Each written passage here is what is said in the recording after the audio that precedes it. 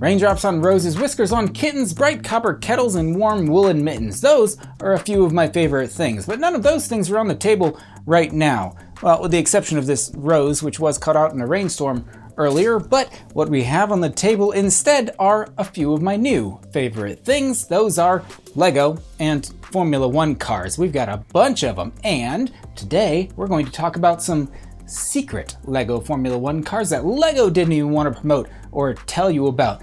Spoiler, it's these two here that are like barely Formula One cars, but we'll get into that in a bit. Hey, I'm Josh, this is Josh Builds Stuff, and I like Lego and Formula One. 2022 is the year of Lego and Formula One. I'm calling it now, and it's not just because I've personally gotten really into both of those things over recent years. My table right now is throwing a Formula One party. There are some familiar guests here, but we've got two new friendly faces that I'd love to introduce you to, which is exactly two more guests than I've ever had at any party I've ever thrown. The familiar faces at this party, they've been around for at least a month at this point. We of course have the Mercedes W12 Formula One car, the Speed Champions version. We have the very large, very luxurious McLaren Formula One car, kind of the 2022 car, kind of not. We've actually got some juicy gossip about this car that we'll get to in just a minute. But our two newcomers here are a couple of Formula One cars that I don't think a lot of people are very excited about because they're like barely Formula One cars even by a Lego standard.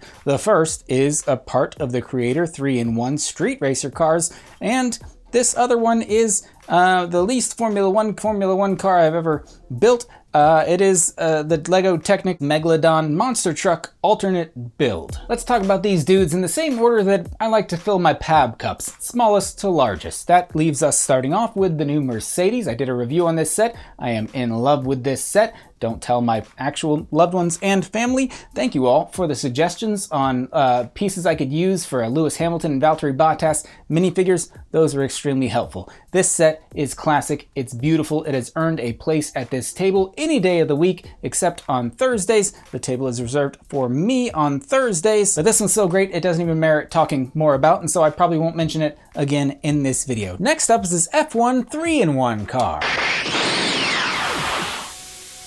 I'm you from the future. I know. Oh yeah, this is when we're talking about the F1 cars.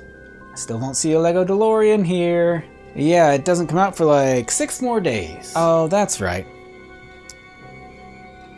You wanna know who wins the race this weekend? No, absolutely not. Okay, it's another good one. Actually, is it Ferrari again? Maybe. Does Haas score more points? I don't know. Does a Red Bull finish the race? Is Mercedes still sandbagging? Yes, definitely. Next up, one of our newcomers. This is an alternate build in the Lego 3-in-1 Street Racer, which came out in March as well. I had no intention of buying this set until I saw this alternate build because I knew I could make a very vague argument to call this a Formula One car. You may say that's a bit of a stretch to even call it that. I would tell you that a Ferrari 1-2 in the first race of the season, that would have been a bit of a stretch of an idea, and yet here we are. These Creator 3-in-1 cars though, they're to me like the epitome of Lego and what they could be. Like they're not associated with any specific IP or franchise. They're not Star Wars or Marvel. You didn't need an example of what an IP or franchise was. These are just like pure Lego builds that could totally just like they could pass for something that you or I could build, but we wouldn't actually build it because, you know, I'm lazy, kind of like Haas in 2021. They were like, nah, we'll wait until the new regulations come out. We're not going to do anything this year, whatever. This weird color scheme that Lego went with on this one, it like further removes this car from any association with any Formula One team. It's like part Ferrari, part, I don't know, Alpine, maybe light blue. So basically this car is a representation of Fernando Alonso's entire F1 career. And he's doing pretty well this year. I love that dude, man. This one would be tough to associate with any specific era of Formula One racing. Certainly before the Halo era, before the, I don't know, rear wing era. There's not really a floor on this one. This one, it's a weird one, but not as weird as the next car we're going to look at because it's literally a rebuild of a Technic Monster Truck, keeping some of those Monster Truck decals now thrown onto a Formula One car. That's right, it is the Lego Technic Megalodon set, and it's now rebuilt into quote unquote, these are really heavy quotes, man, quote unquote, a Formula One car. This one really leaves a lot up to interpretation, though. I would love to see this Megalodon Monster Truck Formula One car on the grid against modern F1 cars. That would be quite the sight. Trying to identify some of the features of new Formula One cars in this car is a little difficult. They went with no front wing. They do have a rear wing, but instead of that front wing, it looks like they went with like side wings coming out of the side of the car. They kind of went with the Mercedes route and did no side pods. The funny thing is, do you think this car, based on a shark, suffers much from porpoising?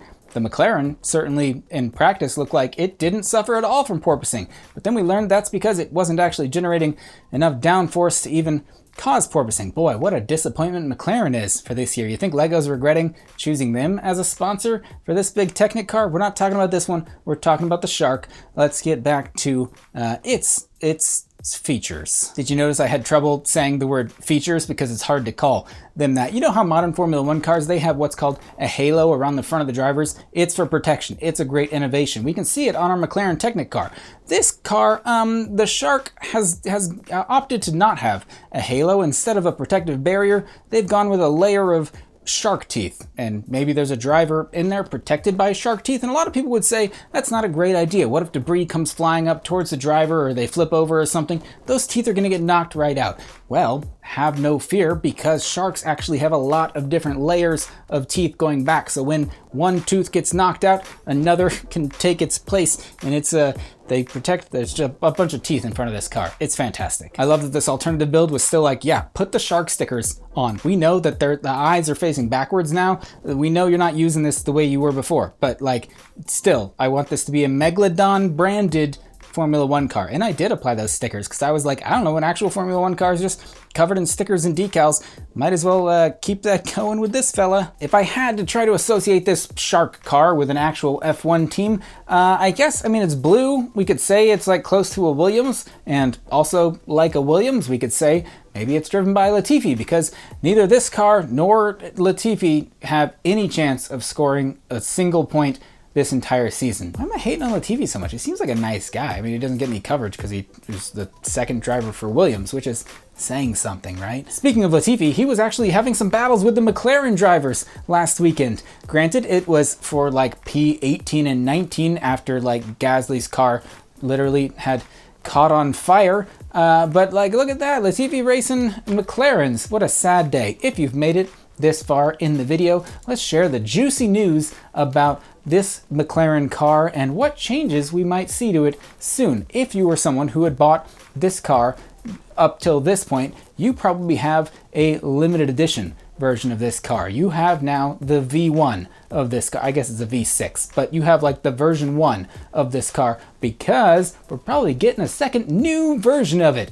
Not actually that exciting. It's not a change of team. It's not a change of design. There have been some sponsor changes at McLaren since this car was designed and released, and now some of those sponsors are no longer with McLaren, so they probably will no longer appear on this car. So you have this version, you probably have a special, like I said, limited edition version of this car. I don't actually know where those stickers are. I know the sponsor that's gone, or the couple of them. Oh, there's one. Okay, I'm not going to point them out now. I'm not going to disclose my sources. But, you know, a lot of sponsorships have changed around this car already. Like now, McLaren is sponsored by Google and Android. I wonder if they're regretting that yet, though there are plenty of jokes to be made, because the wheels of the new McLarens, they literally like they're a Google Chrome logo. And I was like, cool, give me Chrome rims, but not those kind of Chrome rims. You know what I'm saying? Also now, yeah, the McLarens are slow because they run on Chrome. It's using all the bandwidth and all that.